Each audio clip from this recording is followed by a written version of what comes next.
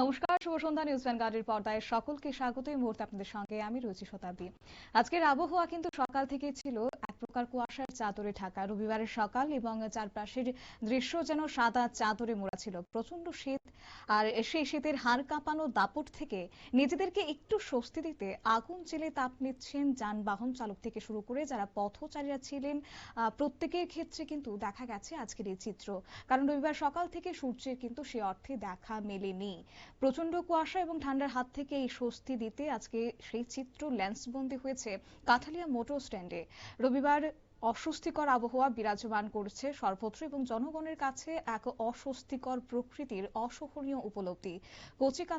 কচিকাঁচা শিশু থেকে শুরু করে বয়স্কদের কাছে আরো অস্বস্তিকর পৌষের শীতের হাড় কাঁপানো ঠান্ডা।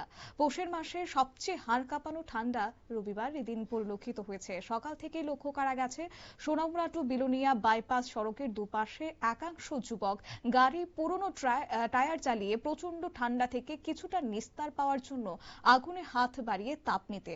অপরদিকে যানবাহন চালকরা লাইট জ্বালিয়ে ঘন কুয়াশার মধ্যে যাত্রী পরিষেবা দেওয়ার চেষ্টা করেছে।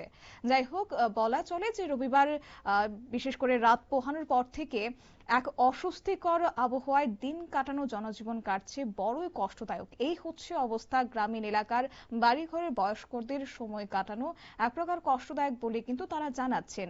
যদিও প্রচন্ড ঠান্ডা তার সাথে অসহনীয় কুয়াশা, এই আবহাওয়ায় জনজীবন খানিকটা থমকে গেলেও জীবনের চাকা কিন্তু এখনই থেমে যায়নি। কারণ মানুষ লড়ছে শীতের বিরুদ্ধে, কেউ বা আগুন জ্বালিয়ে, কেউ বা গরম কাপড় পরে নিজেকে আরামদায়ক রাখতে কিন্তু স্বস্তি বোধ করছেন। তবে আপাতত এই কুয়াশার দাপট রাজ্য জুড়ে বিরাজমান থাকবে এবং শীত অব্যাহত থাকবে বলে কিন্তু জানাচ্ছেন রাজ্যের আবহাওয়া দফতরও।